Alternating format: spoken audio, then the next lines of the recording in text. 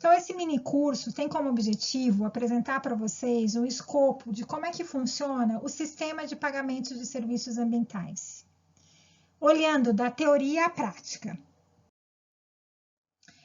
A gente dividiu esse mini curso em 4 partes principais. A primeira, onde a gente vai conversar um pouco sobre a contextualização desse sistema de pagamento de serviços ambientais no Brasil, desde o conceito até as suas aplicações. A tipologia de serviços ambientais, alguns exemplos e o marco legal, as realidades do pagamento de serviços ambientais para o caso brasileiro e alguns cases que são projetos de pagamento de serviços ambientais de referências já implantados no Brasil. Antes da gente iniciar, acho que é importante fazer um destaque para que vocês possam conhecer um pouquinho de quem é a organização The Nature Conservancy, que foi fundada nos Estados Unidos em 1951, trabalha em 32 países e começou a atuar no Brasil desde 1988. Então, essa organização ela tem como missão proteger o ecossistema, proteger a diversidade da vida para a sustentação da vida no planeta Terra.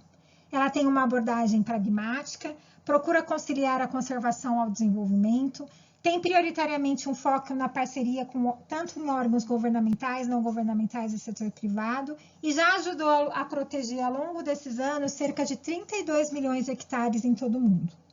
É importante fazer esse destaque da relevância dos trabalhos desenvolvidos por essa organização para a preservação da vida, para a manutenção da diversidade, dos hot points do planeta. E, além disso, eu encorajo que vocês possam entrar no site dessa organização, porque, inclusive, há várias oportunidades de carreira, de estágio e de participação em alguns dos seus projetos que merecem destaque e merecem ser conhecidos. Então, para a gente iniciar, o que são e quais são os serviços ecossistêmicos? Então, a gente tem uma definição que é clássica, lá de Daly, de 1997, que nos coloca que os serviços ecossistêmicos são serviços prestados pelos ecossistemas naturais e as espécies que as compõem, na sustentação e preenchimento das condições para a permanência da vida humana na Terra. Então, observem que há um conceito bem amplo e esses serviços ecossistêmicos, eles são enquadrados em 4 principais: serviços de provimento, regulação, suporte e serviços culturais. No que se refere aos serviços da categoria de provimento ou de provisão, são aqueles bens produzidos ou aprovisionados pelos ecossistemas. Então, é tudo que o ecossistema pode nos dar, como alimento, água, madeira, fibras, plantas medicinais, entre outros. Já em relação aos serviços de regulação, enquadram-se os benefícios que são obtidos pela regulação dos processos do ecossistema. E aí podemos colocar como exemplo os processos de polinização feitos pelas espécies de abelha, o processo de dispersão de sementes realizados também por várias espécies de animais, a regulação do clima, a regulação do ciclo da água, a proteção dos recursos hídricos na preservação dos mananciais e nas matas ciliares, e os culturais, que estão relacionados aos benefícios sociais gerados à sociedade pela interação com os ecossistemas naturais. Acho que essas fotos elas são bem características e nos mostram bastante o que se entende por esse benefício cultural, né? Do benefício da gente conseguir ter essa interação e a importância de a gente ter essa interação com ecossistemas naturais. De certa forma, então, um sistema de pagamento de serviços ambientais tem uma abrangência que inclui a discussão tanto da biodiversidade quanto do sequestro de carbono, do olhar sobre os serviços hidrológicos, da beleza cênica, do valor da natureza, da abrangência dos biomas, da questão da mobilidade urbana e dos serviços culturais. Tudo isso está englobado quando a gente pensa num sistema de pagamento de serviços ambientais. E aí, para a gente continuar essa discussão e por que a relevância de se discutir o pagamento por esses serviços, duas questões-chave se colocam. Mas, se os serviços ecossistêmicos são tão importantes e valiosos para o bem-estar da sociedade, por que os ecossistemas e a biodiversidade que garantem seu provimento são destruídos e degradados? E ainda mais, se a proteção, manejo e uso sustentável dos ecossistemas e da biodiversidade são necessários para garantir o suprimento de serviços ecossistêmicos, por que atividades ecologicamente insustentáveis conseguem se impor? Essas são duas questões chaves que nos motivam a discutir a importância, a relevância do estabelecimento de um sistema para pagamento de serviços ambientais. Nessa discussão, é importante que a gente entenda qual é o conceito de externalidade. Por que o problema ambiental ocorre? Por que a degradação ocorre?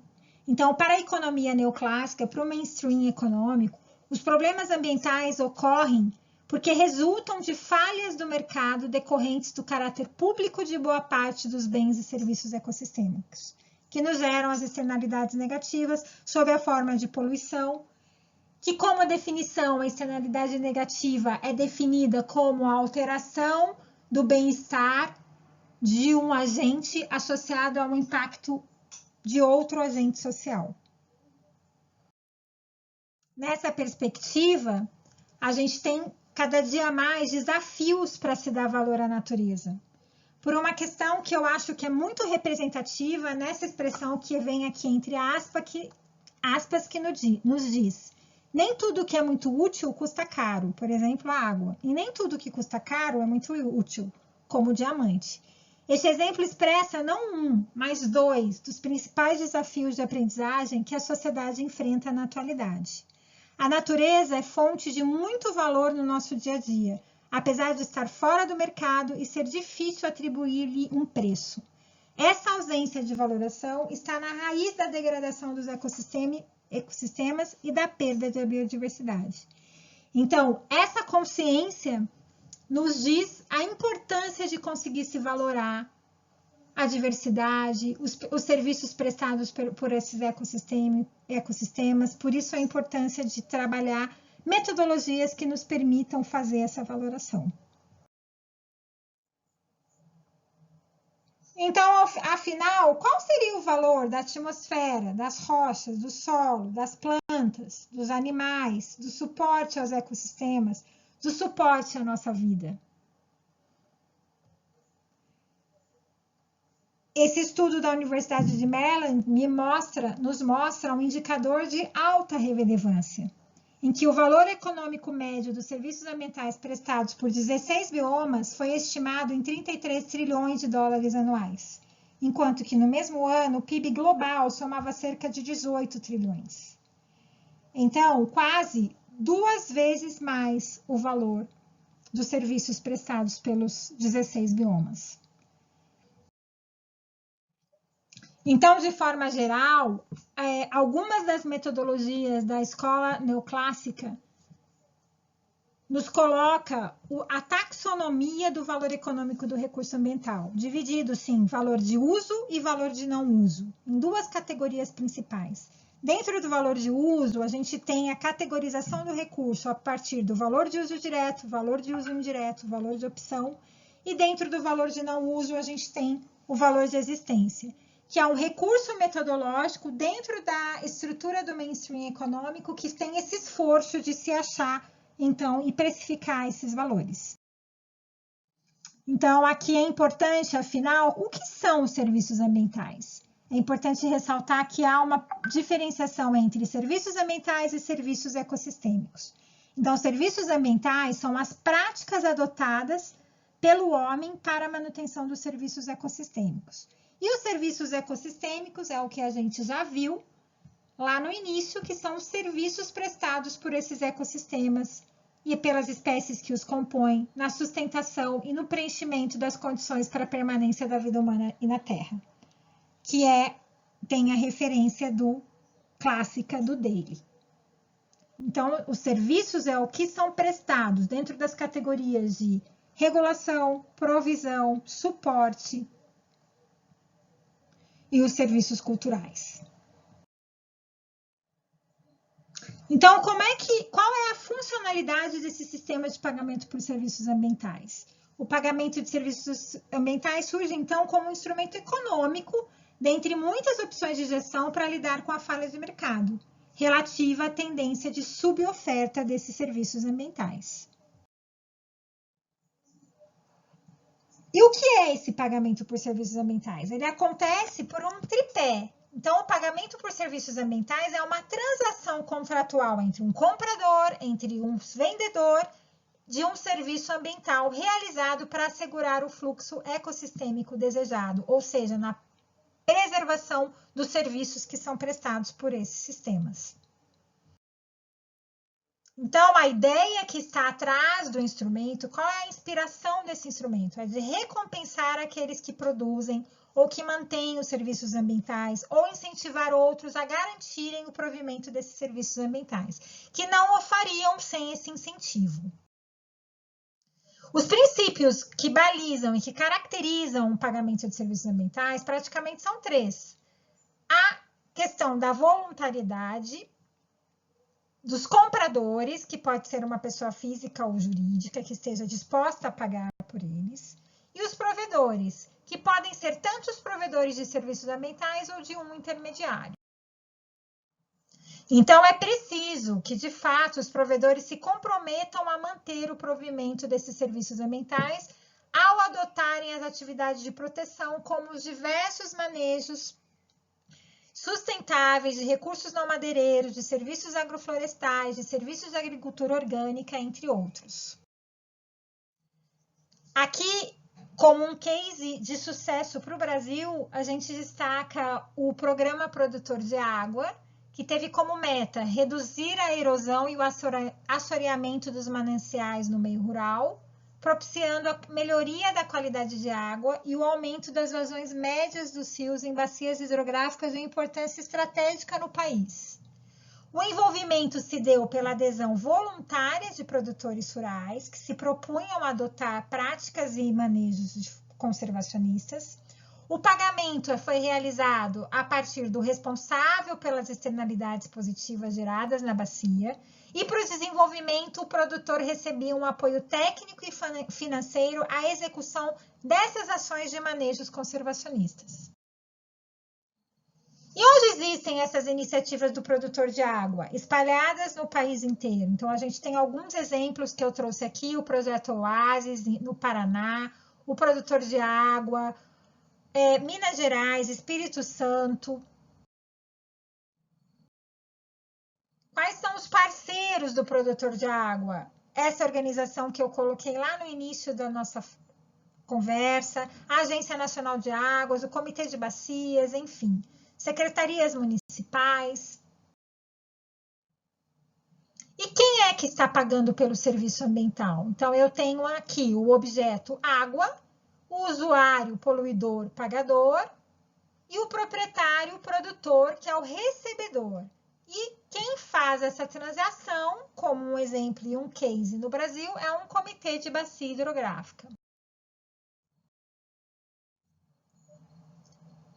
O sistema Cantareira foi destacado aqui dentro desse projeto porque abastece mais de 9 milhões de habitantes, então representa 50% do abastecimento dessa região metropolitana de São Paulo.